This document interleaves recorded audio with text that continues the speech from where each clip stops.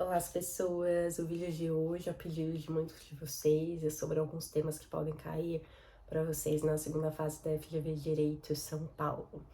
E o tema que eu vou comentar hoje rapidamente é sobre a isenção de imposto de renda para as pessoas que ganham até R$ 5.000 mensais no Brasil, né? Lembrando que lá na FGV Direito, quem escolhe o lado que você vai debater não é você, são os examinadores. Então, por exemplo, esse tema é muito mais fácil de se falar na defesa, né? Mesmo que você seja contra, é muito mais fácil elencar argumentos favoráveis do que argumentos contrários.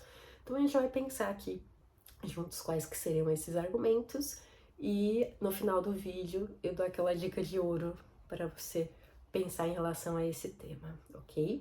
E lembrando que quem quiser preparações mais aprofundadas, com um repertório ainda mais conteudista, né? É só entrar em contato com a gente para agendar algumas aulas, o contato está aqui na descrição do vídeo.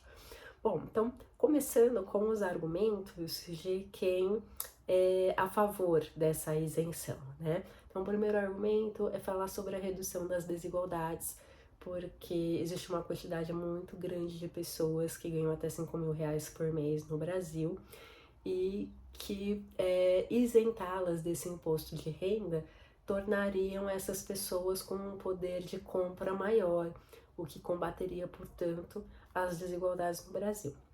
Um segundo argumento é pensar num maior desenvolvimento econômico, porque essas pessoas, ao terem mais renda, elas vão gastar essa renda comprando objetos, né, contratando serviços. Isso vai aquecer a economia, vai ajudar as empresas a venderem mais. Então, teria também um ponto positivo que é o desenvolvimento econômico. E por fim, um outro aspecto positivo seria a justiça tributária, porque é sabido que no Brasil as pessoas que ganham mais, elas acabam pagando menos impostos proporcionais à sua renda. Então, a pessoa que ganha menos e tem que pagar mais impostos, ela acaba tendo uma menor renda para si. Então, a gente fala de justiça tributária, né, para que as pessoas tenham um poder de compra, se não parecidos, pelo menos mais justo, né, mais justos. E o que impede muitas vezes essa justiça é a quantidade de impostos que cada um paga proporcionalmente à sua renda.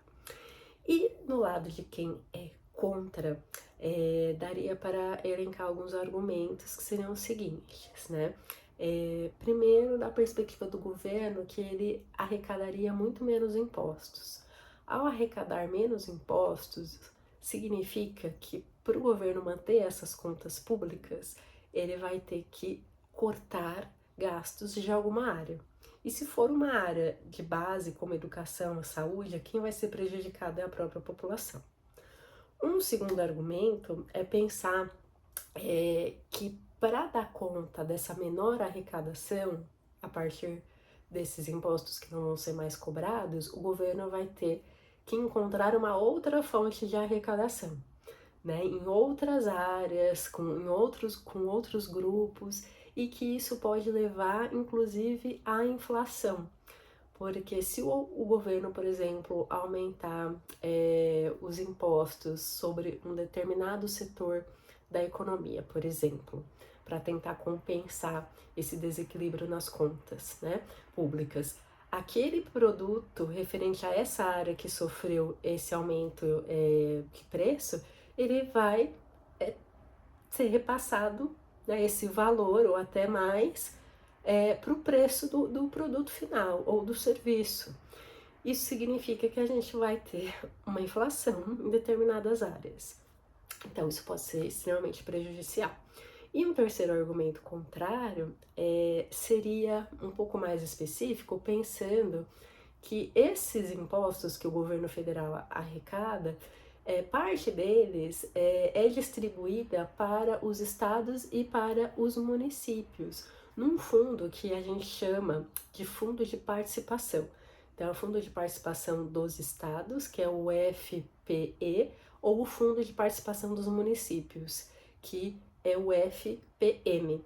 Então, se parte desses impostos é repassada, né, para municípios e estados e está sendo diminuída, né, assim, a quantidade, né, desses impostos, isso vai impactar também nos municípios e nos estados que vão receber menos verbas. Isso, consequentemente, vai prejudicar também a população, e quanto menos impostos arrecadados, menos serviços, menor qualidade daquilo que o Estado proporciona para a gente. Sim?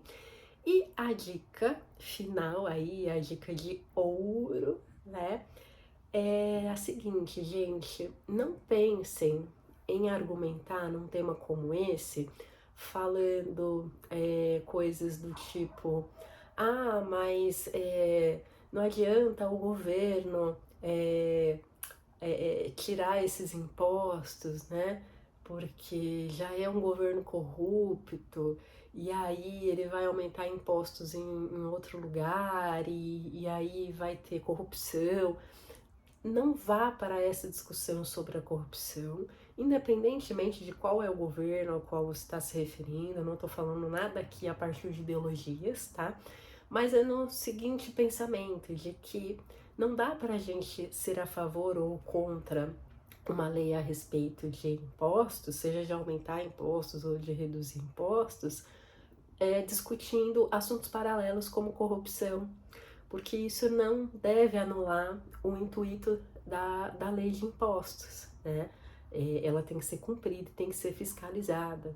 Então não vá por essa linha argumentativa, porque você pode tangenciar o tema. E, enfim, é isso. Quem quiser dicas, aulas, é só entrar em contato com a gente. E uma boa prova, bons estudos para vocês.